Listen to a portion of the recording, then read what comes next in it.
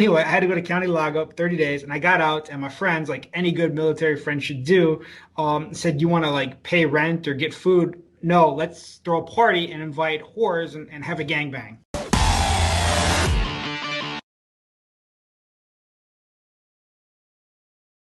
Hey, welcome back for the road, everybody. I'm your host, Punk Rock, and we have a super special guest with us today. We have Mr. Don MD, an AMA Hall of Famer. How you doing today, Don? Good. Glad to be here. I'm glad we're. I think Drifter and I are still a little starstruck. I know you're guys. He's super humble about it too. Like I use words like celebrity and fame and stuff like that. And he just kind of smiles and kind of bows his head, like, "Nah, that's not me. I just do some stuff." But I don't think you really like accept full responsibility for all the cool stuff that you've done. Well, I've been very lucky to, but my folks were that way. My dad, he achieved a lot in the motorcycle sport as well. And they just kind of taught me, you're just always just a regular guy. And, if you were racing, you got to win races. But even in things you're doing in the industry, those type of things, it's all about, being part of a community and all that. So I've enjoyed talking to people and, it's always fun to relive the old days. I don't have to be encouraged too much to talk about that. So for those of you that don't know, that you've been living under a rock and you don't know about Mr. MD, he's done everything from setting records with his dad, Floyd MD, for being the first father-son duo winning the Daytona 200, both on Indians, correct? No, actually, Floyd he won on an Indian in Daytona in 1948 when they raced on the beach, and 24 years later, I was at the Speedway at a Yamaha. On a Yamaha, that's what it was. 350 Yamaha, and I won the same race, the 200-mile race at Daytona, on a 350cc Yamaha against all the 750s. So it was a big deal. Yeah, just crushing competition. Yeah. So Don, just for the listeners, real quick. So Don MD, AMA Hall of Fame winner, won the Daytona 272 on the Yamaha, the little engine that could.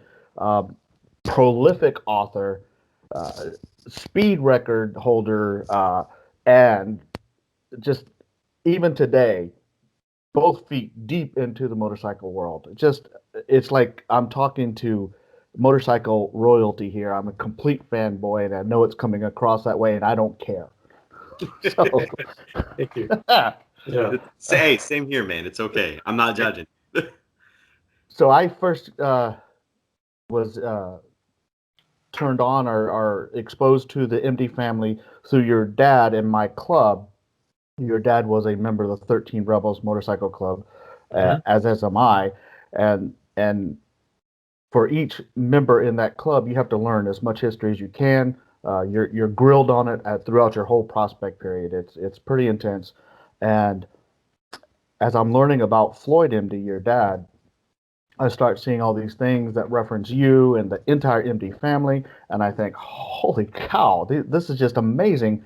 And then whenever I reached out to you to see if you wanted to do this, I like I said, I just couldn't believe that you actually even came back and talked to me, and here you are sitting right here. So, if you could just tell us a little bit about your career, how you got to where you're sitting here right now. Well, actually our family even goes back one generation farther than my father. My grandfather was had a little motorcycle shop over in the El Centro area in the California desert. And we have one picture of him around 1914 in his shop, kind of a repair shop. But he also, another picture of him racing out at the fairgrounds in El Centro, 4th of July. So he was kind of just a local racer. But then later he closed up that little shop and became a motorcycle patrol officer, first down in Imperial Valley. And then he moved the family after my father was born and some other brothers from El Centro area over to National City and for a while Chula Vista in the south part of San Diego. And then he was and continued to be a motor patrol officer there. And so that's kind of where my dad kind of was, but here, his dad's coming home from work every night on his motorcycle and everything. So obviously Floyd got kind of an early indoctrination to the life of motorcycles, what those were about. And so he started riding, pretty young, and so. But those weren't riding like things like we would have done, like little mini bikes and stuff. Young in those years, was their teenage years, and they were riding Indians and Harleys, about the only things that they had to do. So, and that's actually how he met my mom. My mother, her brother had a motorcycle, and so the teenagers down in San Diego. My dad's down in National City, and my mom actually lived up in kind of like around the San Diego Zoo in the Balboa Park area. And but somewhere in between the two there were some fields and some open areas, and the kids who had bikes, I guess, would just go down there and they'd ride and whatever. And my mom actually was in a bit of a club to start with, and so anyway, that's how they met. Hang on one second. Sure. Your mom was in a motorcycle club in yes, she was. The 20s and 30s? I got pictures of her on her with her motorcycle and everything, and yeah, she was quite a motorcycle enthusiast, and so anyway, so it kind of leads it back around to me, because my dad, pretty soon, they're connected and going to the races, and I got some great pictures of Floyd with his 13 Rebels jersey on, and one at the famous, actually at Hollister, where they had the TT in some of the early years, even before they had the big problem year there, but he rode at that Bolero Park with a 13 Rebels jersey on, everything. I think he was riding an Indian then. But he went on to some big things. He hit the national circuit, and first he was a Harley rider, and riding a Harley WR hand shift 750, and he won some really big races. One of his big races early on, 1946, he won at Riverside, a track called Box Springs. They had a big 50-mile TT race, and it was the Pacific Coast TT Championship, and he won that, and he beat Ed Kretz, who was one of the big names in racing from those years, and that really kind of put Floyd on the map. And although they were actually pretty good friends and kind of a mentor to him, but Floyd beat Ed Kretz in 46 to win the Pacific Coast TT Championship, and 1947 won the a mile national championship race in Milwaukee. Against all the top guys, and more racing was really coming his way in the late 40s, and then finally in 1948 went to Daytona on an Indian from the San Diego Indian dealer Guy Urquhart, and won the Daytona 200. So him and my mom, they were traveling the country, and really the life of a professional racer, and then all the notoriety that he got out of that. And actually, kind of a funny story is when he won the Daytona 200. The Indian company was actually looking for another Indian dealer in San Diego, and the rep from the West Coast convinced my dad to take his $2,000 winnings, and that would set him up as an Indian dealer. And so he actually for a few years had Indian in National City, but that was about the time Indian was starting to kind of cave in financially. But then the people that Floyd had met riding Harleys actually won. It was kind of a neat story. My dad used to talk about being modest. So he just tell the story about he's in the Indian dealership one day, and two guys walked in the door, and one of them was the local San Diego Harley Davidson rep, and the other one was Arthur Davidson, who was one of the founders of the Harley Davidson company. And he was running the sales department there all the way till the time he died. He ran the sales department at Harley Davidson. And he told him that, Floyd, we're looking for another Harley dealer down in town. And he said so those Indians would have to go, but if you're interested, we'd set you up as a Harley dealer. And so Floyd could see the handwriting on the wall that this was about 1948. And Indian was starting to kind of really lose its grip. Problems coming out of World War II, and financially where they were. And so anyway, so my mom and dad got into the motorcycle business in the late 40s, and they were Harley through about 1964, and then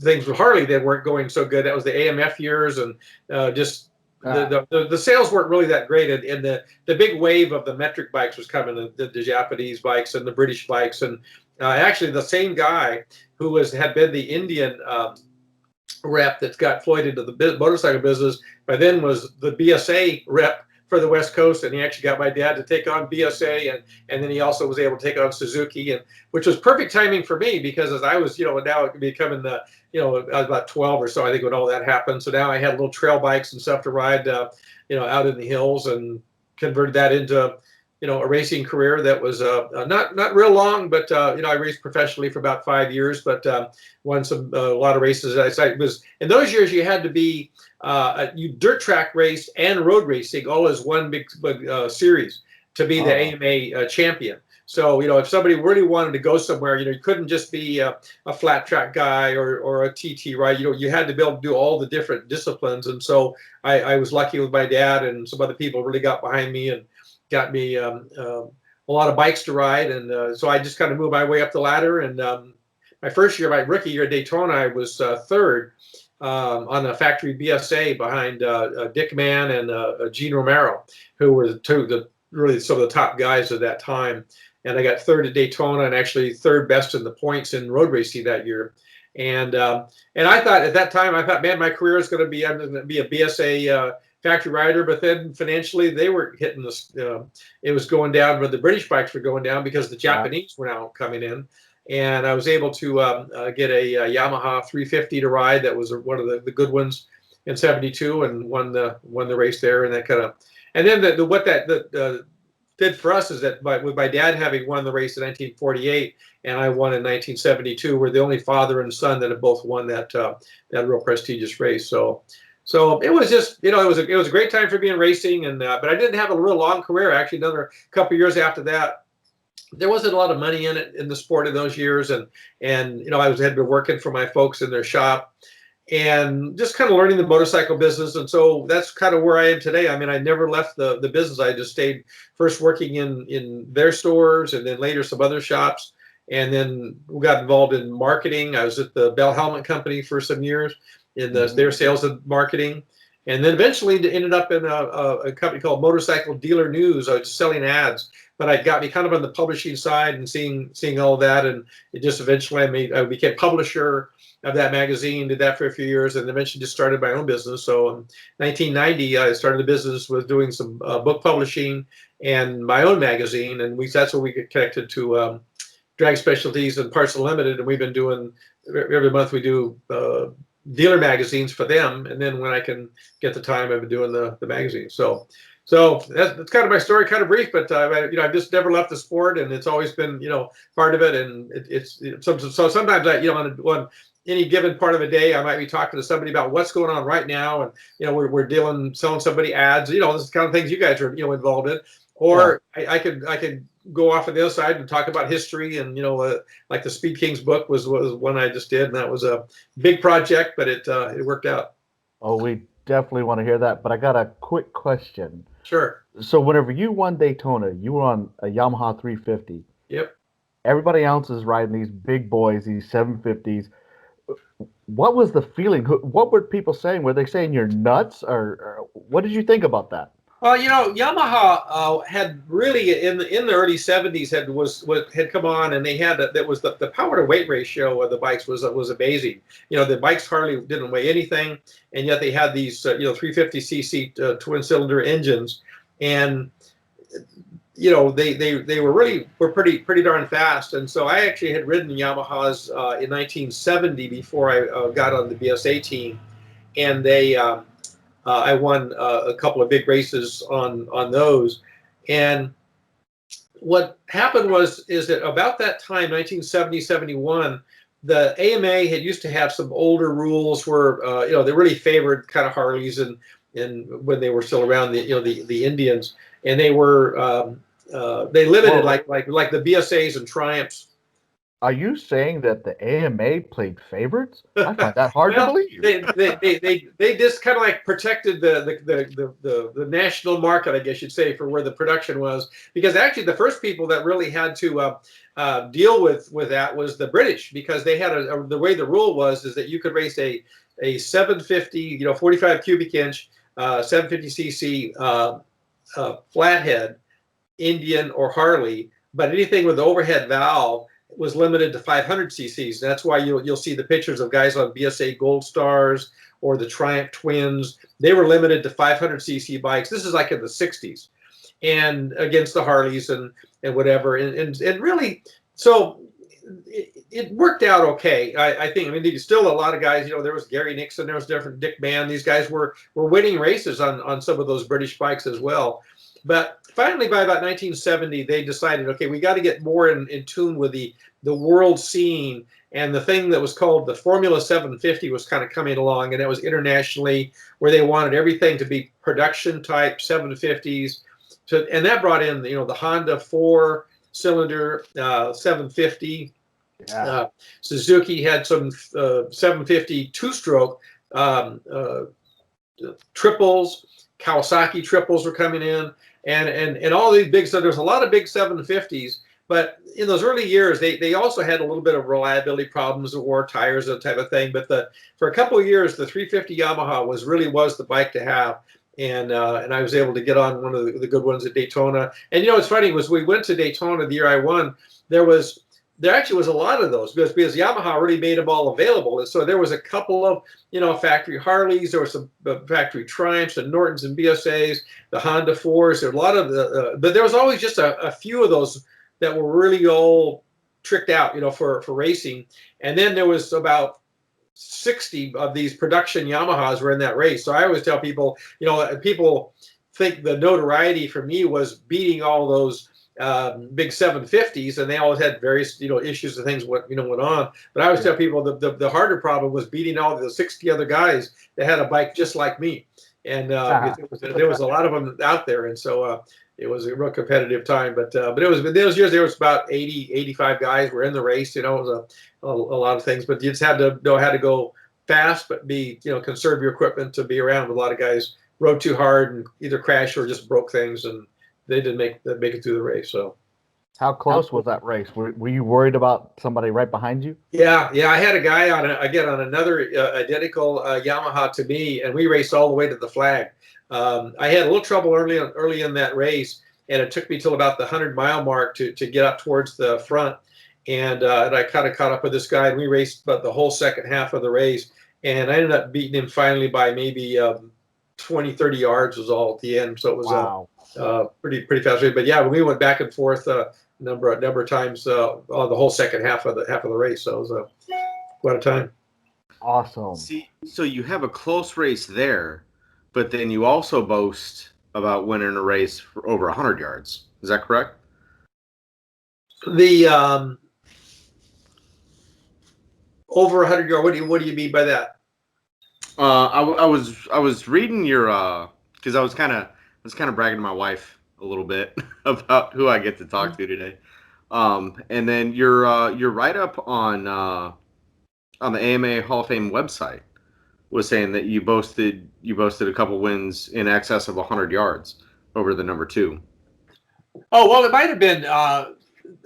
I forget if it was 30 yards or 100 yards, but the Daytona one was close. And there was actually a race I won in 1970, the year 2 years before I won at Daytona, at the Talladega Raceway. And yeah, that was one where Gary Nixon, who was a very well known racer, and another former San Diego rider, Cal Rayborn, we all had identical 250 Yamahas in a 250cc race.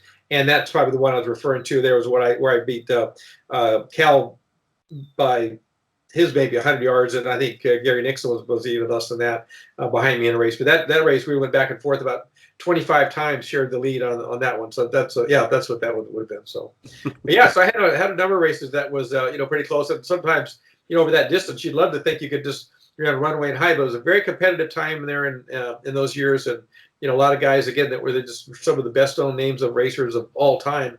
I had a chance to race against, but winning sometimes all it just took was a few, a yard or two is all it took to have the win. Yep, winning's winning. Yeah.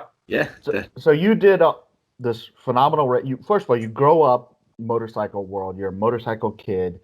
Your parents are motorcycle people. Your grandfather's a motorcycle guy.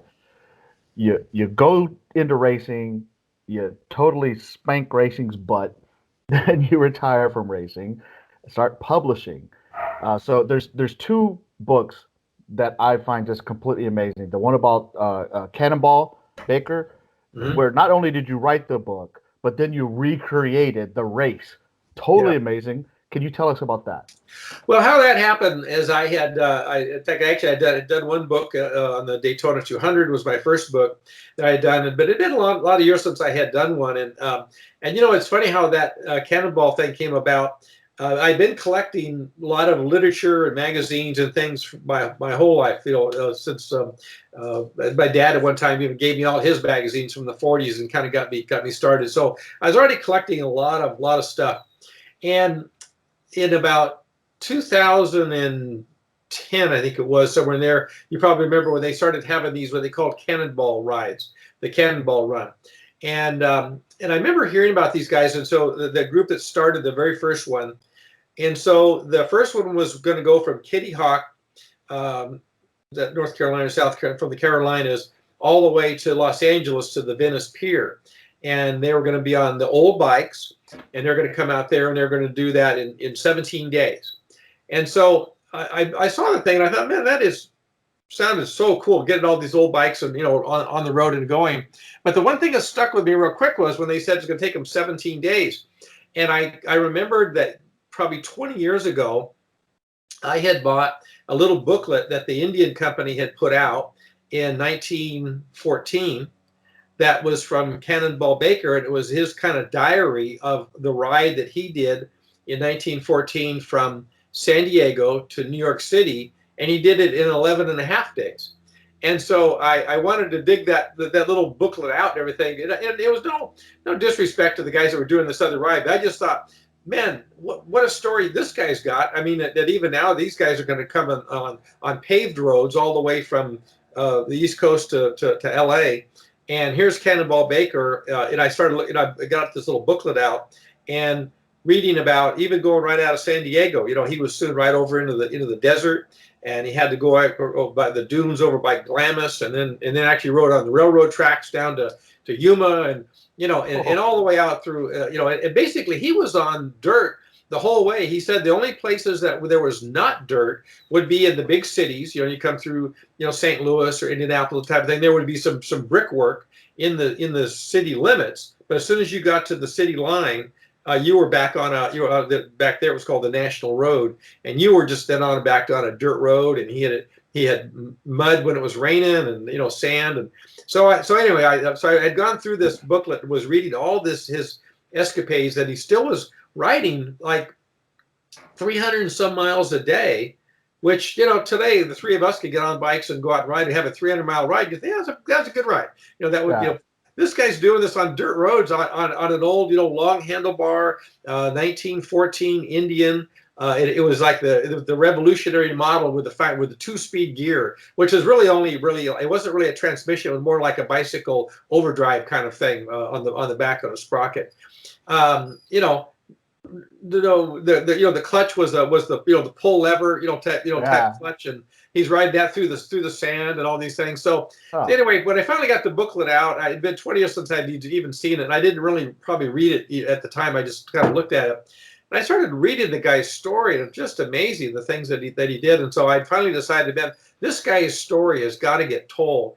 So I first, me and another guy, we kind of studied things for a year, a little bit of stuff on computer maps, but eventually we had to go out, and we were out in the California desert, and the KTM company actually lent us some adventure bikes. And so we were actually right out there trying to find, how to recreate the guy's map. And see, was what Baker did is in his journal, he put every town that he stopped at each night and started. So I knew where, what the route was, where he went, but I just had to go out and see how much of it was rideable. So this other fellow, Joe Columbero, and we took about a year, and we were checking the routes out. Eventually made ourselves all the way back to the East Coast, and I had the route figured out. And as it was turning out, that was about 2012. So 2014's coming around, 100 years to when Baker actually did his ride.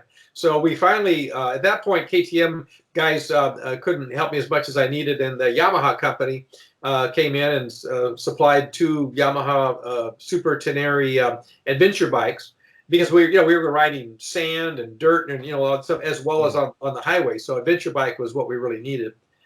And so I started talking to some other guys who wanted to go along, and we put this Cannonball Centennial ride together. And so, but then the way we worked it out is 100 years to the minute. And on May the 4th, 2014, we're leaving San Diego to the minute of when Baker left there 100 years before. And then with the way we did our ride is we weren't just trying to just, bolt as fast as we could go. We took it kind of in the same pace. So we were getting as close to wherever we could still get hotels that might have been where he was. We were stopping the same dates that he was. And so then 100 years to the day, we made it on to Manhattan in New York City and everything that when he pulled in. So it was an amazing ride. And we were literally on a thing called the National Road, the Santa Fe Trail, and all the different routes that he had taken back there and everything. And a lot of it, like the Santa Fe Trail today, I mean, that was old stagecoach route in his day. Well, today that's Interstate 25, go through Santa Fe, New Mexico, and over into Kansas and whatever. And then eventually the Santa Fe Trail, makes its way all the way out to about Kansas City, and you pick up a thing called the National Road, which now is U.S. Highway 40.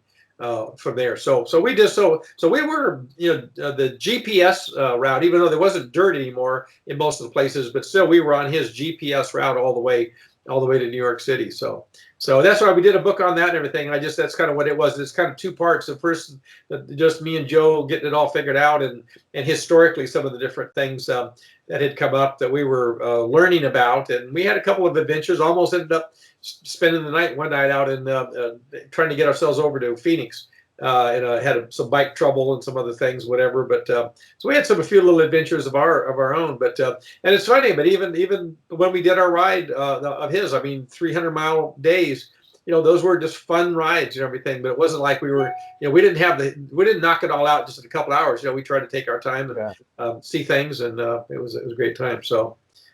Now that would have made a great documentary. Yeah, love to see. I know what we thought about at the time. We were always even at the time thinking, we should get some family, a crew on and everything. And there actually was one guy that had gone along that the Motorcycle Industry Council kind of supported a guy, sponsored a guy on there who actually did do a guy.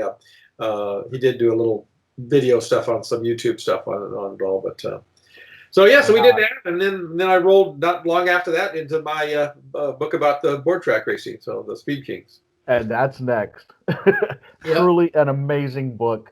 Please tell us about the Speed Kings. I mean, what it is, how it came about, a little bit about the motordrome racing, if you would, please. Sure. Well, I think you guys mentioned that board track racing is something that it really interests you, and it's same for me. Even though I raced in the '70s at Daytona on pavement, and I raced flat track, and my dad raced all this stuff on the fairgrounds kind of tracks and stuff that he did. But board track racing always has had just this special place, I think, for everybody, of how amazing that kind of had to be. And I mentioned earlier that I collected magazines and things, all through my life. And, like my dad's got me started on the 40s. By the time I was starting to ride, in the 60s. So I'm collecting Cycle World and Motorcyclists and the AMA magazines and all that. So I've had a pretty good collection from about 1940 on to current. And I always just kind of had this really thought it'd be cool to just have the whole span of years of motorcycling, all in a magazine collection. But within what I was missing was pre 1940s. So I kind of back, I don't know, maybe in the 90s, I think I started finally, kind of collect things, and that's kind of when eBay came around, and I'd buy a few magazines on eBay. But the magazines from those real early years, they could be pretty expensive, but you could find them, 1912, 1914. But it's funny, you get one of those, and it's kind of like an old Sears Roebuck catalog. We see it. It's all fun to see. The kind of the ads, that type of thing. Oh yeah. But until you start filling in the gaps of the consistency of them, you don't really get the flow. And the challenge for me was that these magazines, and a lot of people don't realize, like maybe a lot of people have probably heard the idea that back in the teens that there was like 100 motorcycle brands at one time. And Yeah. it was amazing. Now that didn't mean those were always companies as big as an Indian or Harley Davidson, but they were guys that were individuals, but there was a lot of components that they could buy. So they could actually sometimes buy a whole engine and wheels, and they made their own brand and everything. But they still wanted to promote those things, and so the magazines had all these ads. And so that started out with a magazine in New York called Motorcycle Illustrated, and it came out every week. And these were magazines that were 60 pages, 80 pages. Sometimes the big show issue might be 100 pages. They're knocking this thing out every week. So that also means 100 years later trying to collect them. It's not like a monthly or quarterly. I mean, I got all these things to try to do. And then there's another magazine in Chicago called Motorcycling. Same thing, and they started about 1912 or so in there, and knocking it out every week. And so really there's a lot of magazines, a lot of content out there. Eventually around 1912, the magazine that later became Motorcyclist magazine, also was called Pacific Motorcycling, came out. And then there was a West Coast magazine, the Chicago for the Midwest, and then Motorcycle Illustrated in the East. So I started kind of collecting these things again on eBay and paying a lot of money for them, and I was just kind of going along. But eventually, I started getting people even off of eBay. Hey man, I've been selling you. I've sold you like 6 of these right now. I said I got 50 of these things from my grandfather. And so we started doing little side deals and all these different kinds of things, and getting the pricing kind of down a little bit. And I had a few people started giving me stuff or whatever. So I started filling in a good collection of the magazines, all the way from even some early bicycle magazines from the 1800s to motorcycling magazines in the early teens, and from about 1910, 11 on, then I started really filling in the gaps. So after I got done with the Cannonball book, and I started kind of thinking, man, I've never really done anything with this collection I've got of all these magazines. So one day I went through and I started pulling out all my magazines and having a look to see if there was anything about board track racing at all in them. And the ones that did, I pulled those out and started bringing those home and scanning the pages. Well, before it was over, I ended up with over 1,000 magazines that had something in them about board track racing back in those years. And then of the scanned pages, I ended up scanning about 6,000 pages of scan that had some of them were multi-page stories about these guys. Some were just little news clips about them. But anyway, so then the way I filed them on my database, I put it there so I could do chronologically. So then I could just sort of scroll through and I could see what I actually had, the scanned pages, but in chronological order. So that became kind of like my model. And at that point, I decided I was just going to go for it, and I wanted to put a book together. And I think that a lot of people have hobbies and motorcycles you buy. Sometimes you spend more money than it makes any sense to do. Other guys sometimes. Yeah, sometimes. I mean, that's kind of how it usually works out, right? Or other guys got fishing boats, or they play golf, or they got hobbies, and all these kind of things. So me, this just kind of became my hobby, I guess you'd say, because in the end, I think what I would have to say is the reason I think the book came out so good was it wasn't a project that could ever have happened in a real company. A real book publishing company would never, to begin with, have spent the kind of money that I spent on the magazines, to build the research library.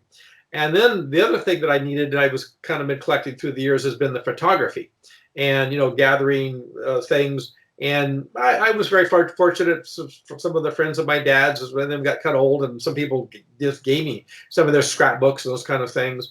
And I was able to also collect, buy some other collections of people that had passed away and those sort of things. So I had photos and I had the magazines to tell the story. And I just decided to kind of go for it and started working on, writing the whole thing. And, when I first started, I thought, everyone always thinks, well, okay, board track racing got started about 1910, and thought I would kind of start there. But then I had these bicycle magazines that I'd gotten along the way that was from like the late 1800s.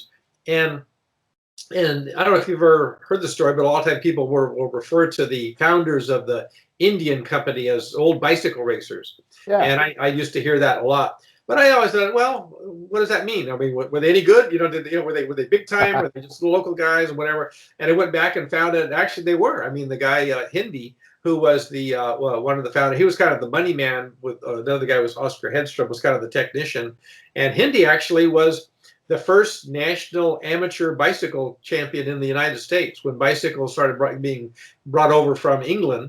Another guy named Jack Prince, actually, who became later the builder of all the board tracks, he was the bicycle champion, and he got Hindi, kind of coached him into becoming a champion. And the guy won in his amateur career. George Hindi, he rode about 315 races, and he won about 310 of them. I mean, he hardly ever got beat, and he was the first national champion in bicycling, and then later he met Oscar Hedstrom, who in bicycling, and he is where they met, and together they got together to put together the Indian motorcycle and company. That's how Indian got started. But so I guess what I'm getting at is when I got to about 1910 in my magazine, I realized there was so much more, and it wasn't like from 1910 that I had to go back 500 years to get to the genesis of wheeled sports. I mean, the first bicycle came in from England in like the late 1860s or so, and then bicycle racing got going. And then again, and Hindy's part of it, and this Oscar Hedstrom, and these guys who went on to become the Indian founder of racing bikes. So I actually decided to go all the way back, and that's where the book actually starts. Kind of I think there's 75 pages is cycling stuff, because you started with bicycle racing, and then they got the velodromes going, and then the velodromes led to slipstreaming, where the guys would be right behind the other guy and try to get by him right at the flag, and that became a real technique of bicycle racing. But then that led to what they call pacing. And that still kind of goes on today, where they'll have a motorcycle rider pacing ahead of a guy behind him on the bicycle, he's actually the guy in the race, but it's in the slipstream, so it makes the guy be able to keep his speed up. So pacing led to pretty soon the kind of a long story. It's in the book, but they started to get the pacers where they'd have two guys pacing on the same bike, three guys, four guys. To give more power, because the guy behind him on the bicycle, it would kind of pull him around. And then finally one night at one of the races, they had these called motor pacers, where they had an engine in one of them instead of all the guys doing their pedaling.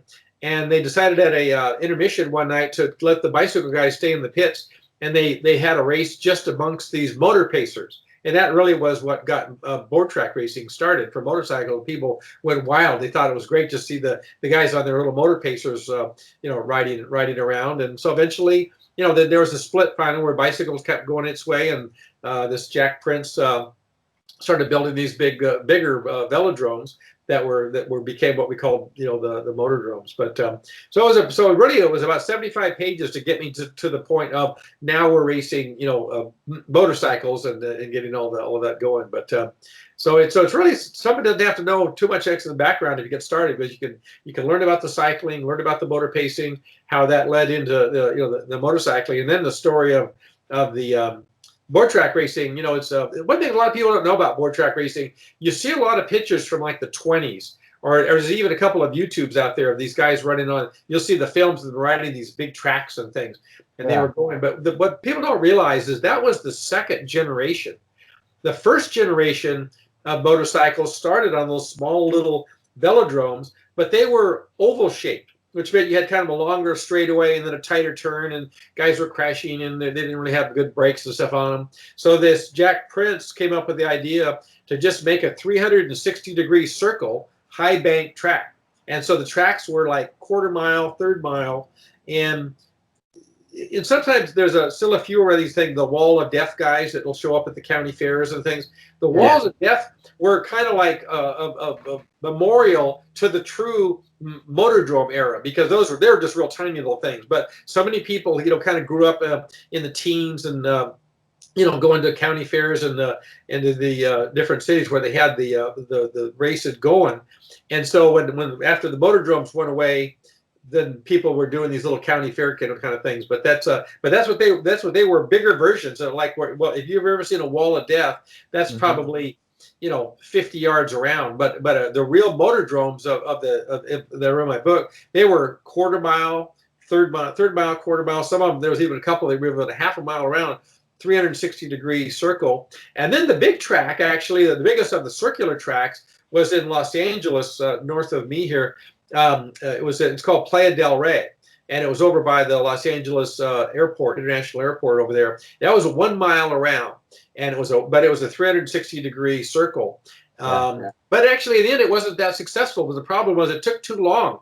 It took them 30 or 35 seconds to make the mile. And the thing that made the board track racing so exciting on the little motordromes, they would do a lap in 12, 13 seconds.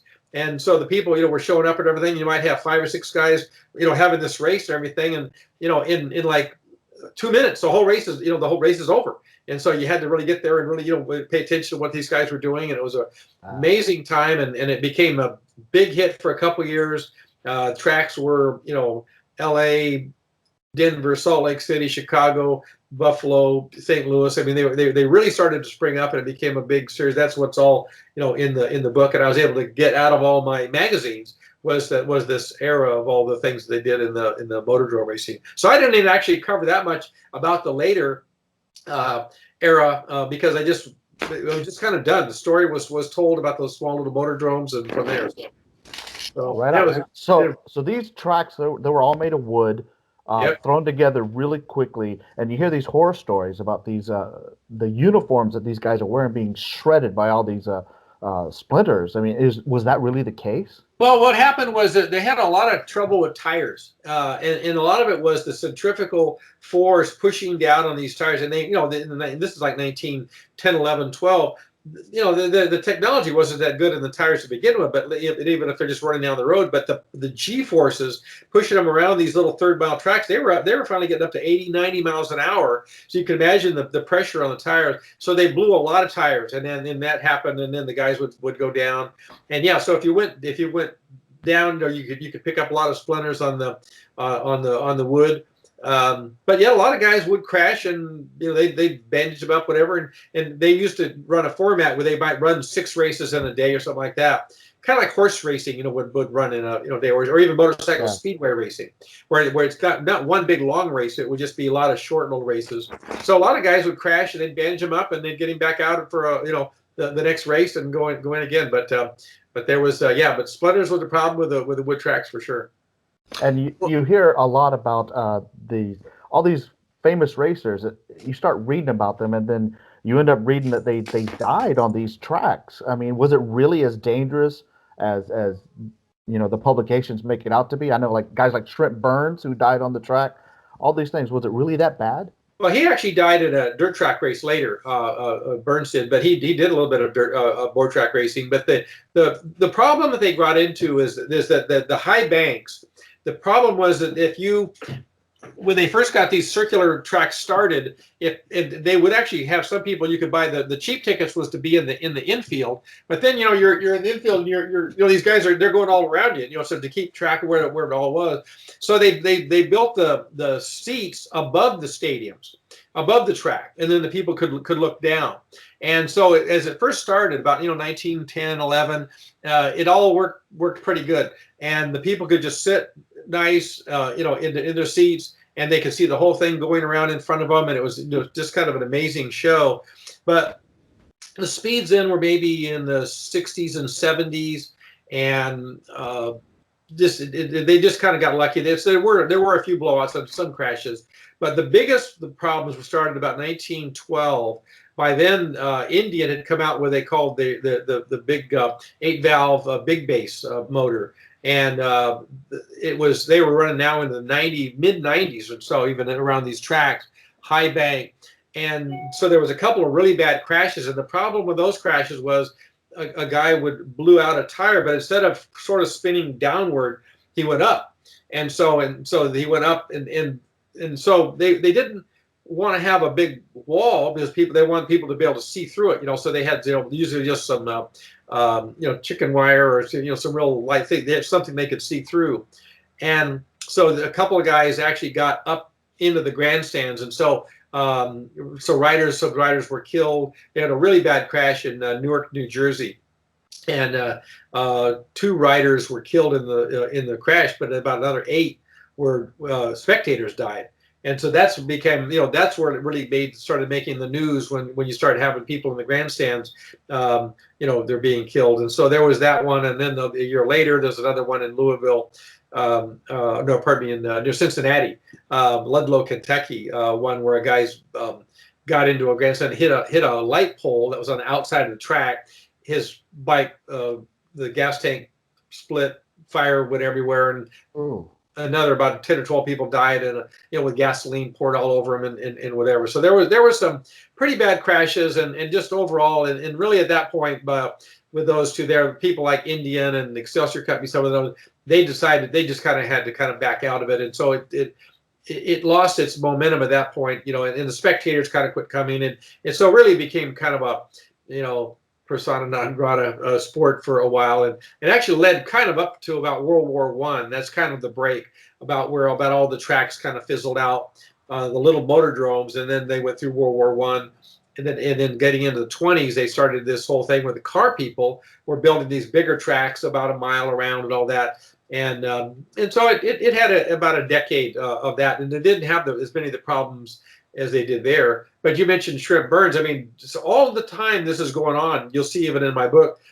The book is primarily about board track racing, but the same guys like Shrimp Burns and some of these other ones, they would run dirt track racing as well. They might come into Chicago and they run Friday night or something like that. They might run the board track races, and then Sunday they're out at the fairgrounds and running a dirt track race. And so there was but dirt track in those years, I mean, the dust was terrible. There wasn't any real way to keep the dust down on the track. They didn't have like even that many good water trucks or chemicals they could put on the dirt. So billowing dust was out there, big potholes. The bikes had, rigid suspension. There was no suspension, basically, rigid frames and hardly anything on the front. So when these guys would hit these, big holes in the dust, a lot of guys, they'd be down, someone else would run them over, or they'd hit fences. And so really dirt track racing actually had its fair share of the deaths and injuries in those years as well. But yeah, so it was definitely not for the faint of heart. There was a lot of guys that are mentioned in the book didn't make it all the way through. So I know we're kind of running out of time, but before we do, you are also, I'd like to talk about a little bit of this. You are also a president of a motorcycle club.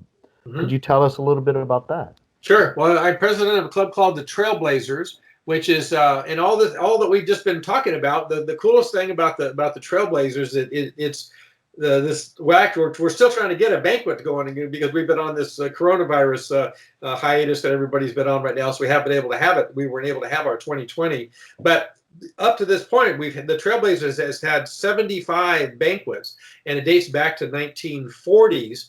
But the thing about the 40s is those weren't guys that were young racers then. In the 40s, those were reunions of the guys that we've just been talking about that were the old board track racers, though obviously the ones that lived through it all. And but there was a lot of guys that had that by 1940 they wanted to figure out, well, we used to race at Playa del Rey, or there was a couple tracks in LA and different ones, and they'd get together and they started these reunions. So the Trailblazers is a organization. The last 2 years we've put 800 people into at the Carson Center and up there near Los Angeles area.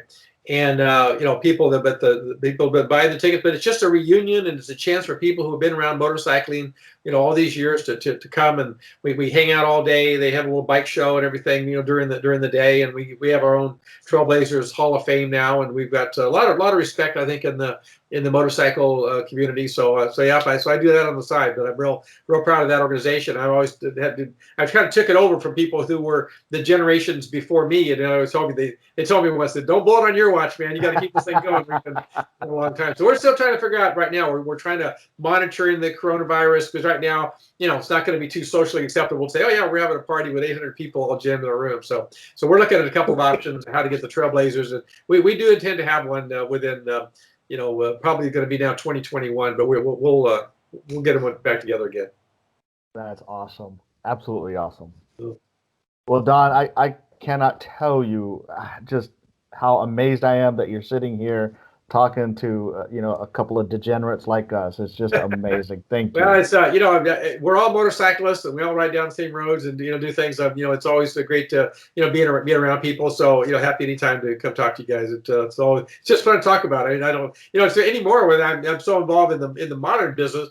Not all that many people, a lot of guys in the industry want to hear all my old stories. So it's great to be able to tell them sometimes. Well, Anytime that's you the want to tell an old story, All you right, just get hold of us. We're here. I well, I will. was gonna say that's the beauty of the things that we do is we do this for us.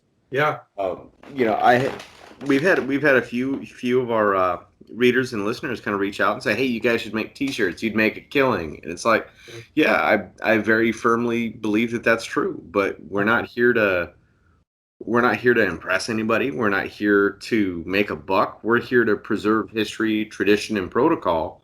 And what we're doing right here is very important to us, right? So, Amen. It's good that we can outlive it, and just already we're talking about people that we've known people from the generations before, and both you guys know people that were around earlier, and a lot of it's just kind of like the Indian culture, Indian. The real Indians, their culture, how they take their languages and things like that, and they tell their stories till they're young, and that's how their histories get told, and that's what really motivated me. We just, we get all these stories, we know about these guys, and I was just lucky to be in a position to be having publishing, people around me, the art and all that. We did wrote the stories, all that, everything, and having access to the magazines and stuff like that. But you guys know people as well, so it's always great being around people, just hanging out with people and hearing what they're about. so I got one more question for you. All right. All right. If you were to pick your favorite race, whether it's a course, whether it's a specific geographic location, or even just something that was cool to you, regardless of what your standing was in the finishers circle, what would you say that your favorite race would be? Well, in my years of racing, there's the two big tracks that really had a lot of things going for it. One was Daytona, the big 200-mile road race, and that was the premier race.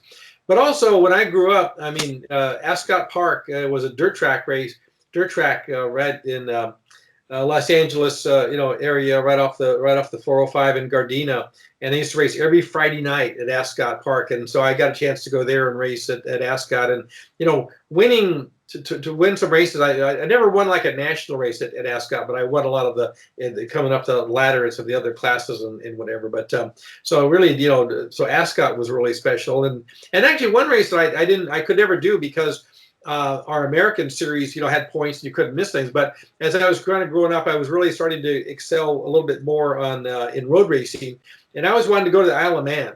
And that was a race that was a big Grand Prix in those years and everything. And it's that you probably it still runs today, so you can see it when it will run again. The same thing. They're on hiatus as well. But and actually, I had a chance I've been over there twice just to watch whatever. But 33-mile track, over 130 turns, or 37-mile track, I believe it is. 130 turns, and just these guys are running 130 mile per hour average around that track and everything. So I've been over there to watch it now a couple of times, but that was one that was coming up. I was really reading about in some of my Cycle Worlds and Motorcyclist magazines and everything about racing in the 60s there, and just it never would work out by the time I made it to the level. It just wouldn't have worked out at the time. But I kind of missed that I didn't get a chance to really ever race the Isle of Man.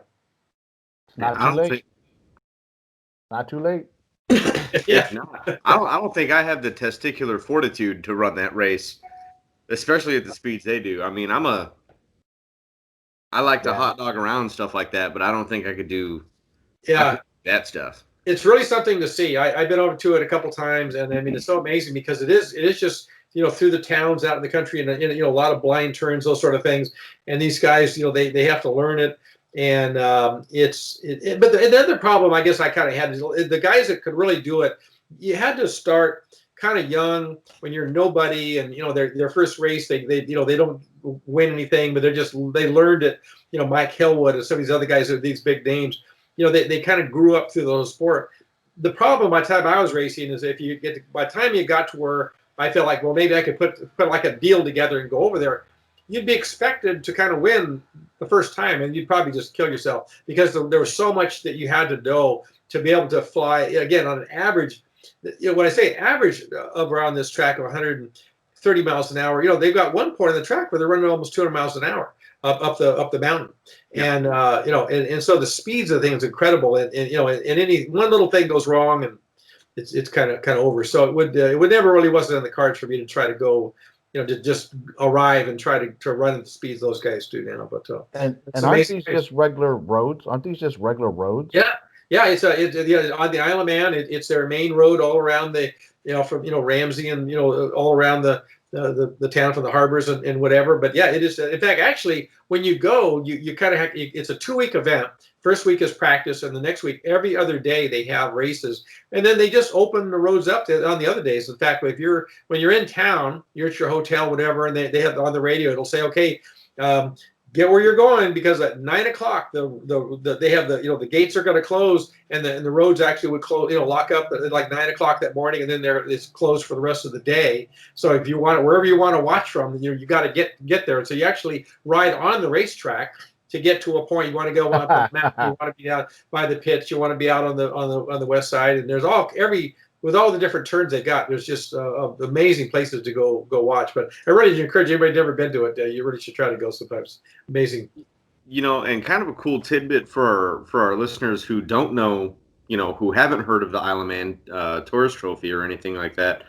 It was started as kind of like a bootleg race because motor racing was outlawed in the UK.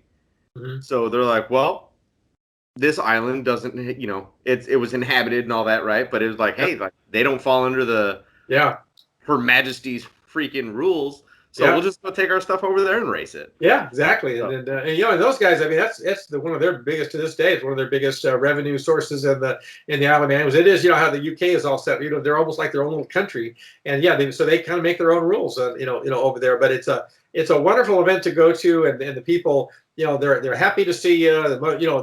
Some of our places we can go sometimes on our motorcycles, we're kind of the outcast out of the whole thing, But the Isle of Man, they're happy to see you, and you just don't cause any trouble, whatever. But the places you can go and watch the races from and everything it's a really neat experience to do. And some people can you can fly over into England, you can rent bikes. There's a lot of ways to do the Isle of Man. You can actually just Google it, and there's YouTube clips of a lot of the races, and even those travel bureaus that take people over to get you the hotel, get you bikes to rent. Because again, on those every other day, you can just go out and virtually ride the racetrack. But and they have a few people. They lose a few people every year at that too. But that's another story. Yeah. Yeah, and that's impressive because I'm sitting here listening to you speak about how they'd have these high bank tracks and how like the smallest thing to go wrong could end up in a fireball and dozens of people are killed. Yeah. Where here we kind of we see these races today on these phenomenal sport bikes, and it's just like, well, what happens when they wreck? I'm like, some plastic gets spread on the road. He gets a couple of bruises. He walks with a limp for a week, Yeah. Well, it's come a long way from when I raced, because nowadays, they have air fence and all these different things, and they've really got the tracks. Even the MotoGP races, you see where they got all kind of runoff and everything. But I kind of raced at a time when there were still guardrails and different things you could kind of get into, and it was kind of a dangerous time. But it over the years it's become better. Now it's a very professional sport. And AMA road racing in the States, and they like MotoGP and World Superbike over there. The tracks, they really got the tracks figured out now, where if a guy, there's runoff, and there's even at the end of the runoff, there's little sand pits to slow you down, and then air fence if you actually still hit anything. So things can still go wrong in racing, but they don't lose near as many guys, fortunately, these days that they did, and even in my years of racing, and for darn sure back in the board track days. So I actually do got one more. Yeah. So surprising. I know, right? Shocker. Your family, like you said, you grew up in a motorcycle family. Mm-hmm. And to me, equality is a big thing, especially being the father of a beautiful little baby girl.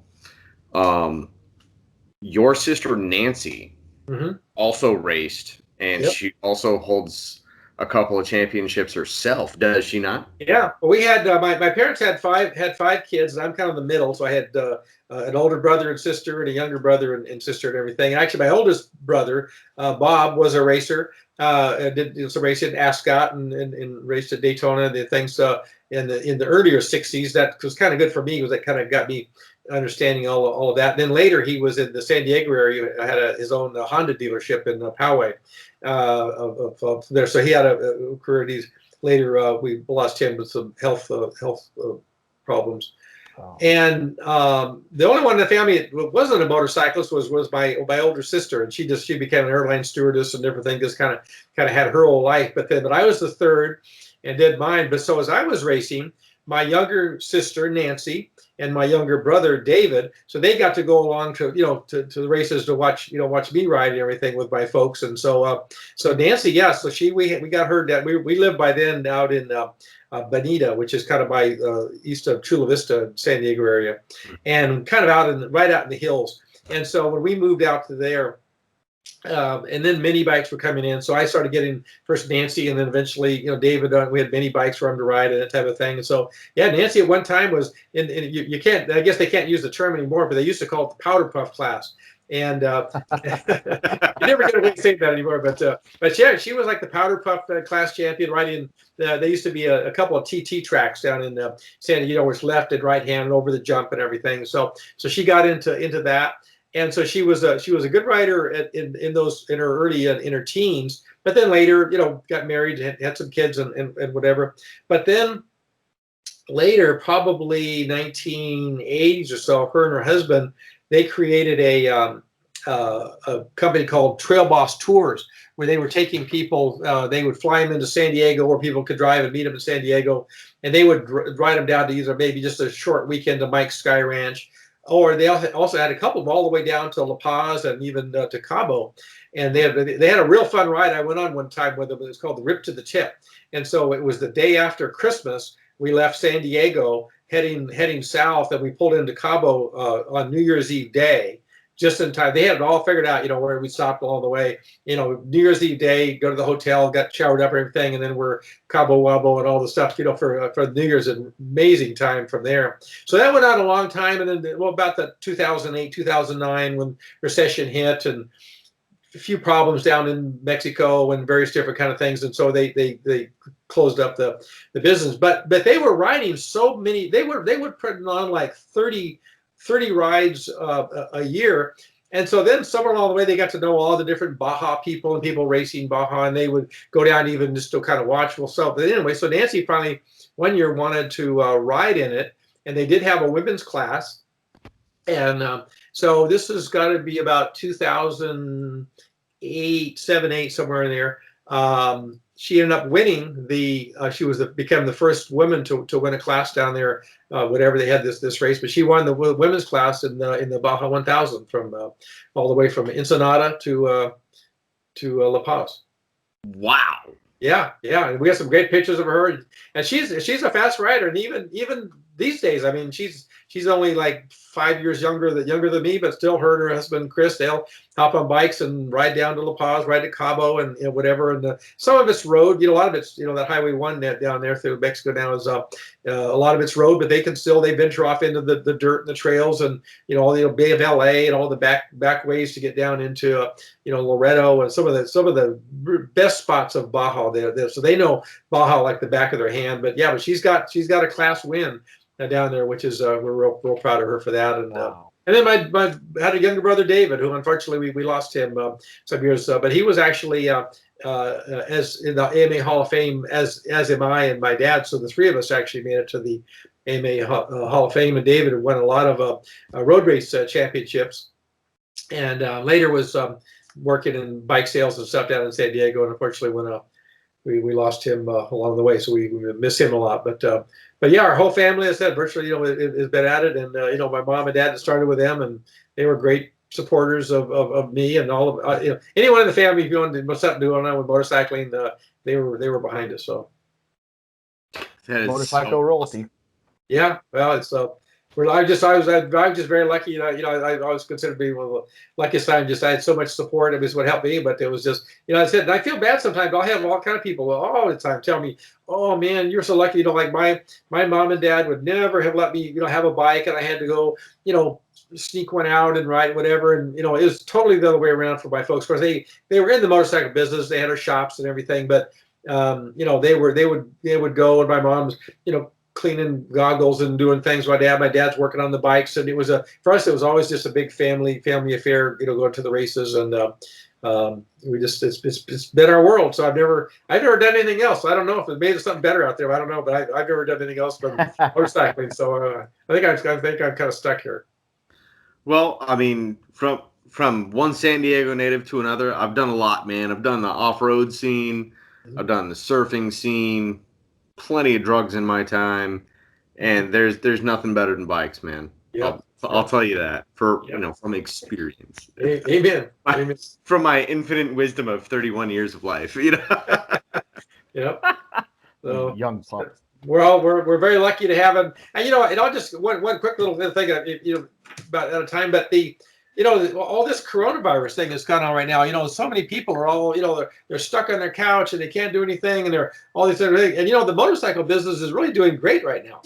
Because people who have bikes are they're getting on their bikes, and they're just small packs, maybe half a dozen guys, whatever. They're riding over to Phoenix and back, or they're going to go up to Monterey, all these things like that. And people are riding, and like that's what we know from the current motorcycle business: tires and filters and oil, and people are buying stuff, everything, and they're getting out and everything. And the off-road bikes are doing well, and even side by sides. And so the thrill of motorcycling, people they're still on the slide. They're kind of getting things out, in riding them and everything. They're not willing to give that up. And but the motorcycle business is really going well right now. It's just the thrill of the bike, the thrill of the ride, and it's carrying a lot of people through.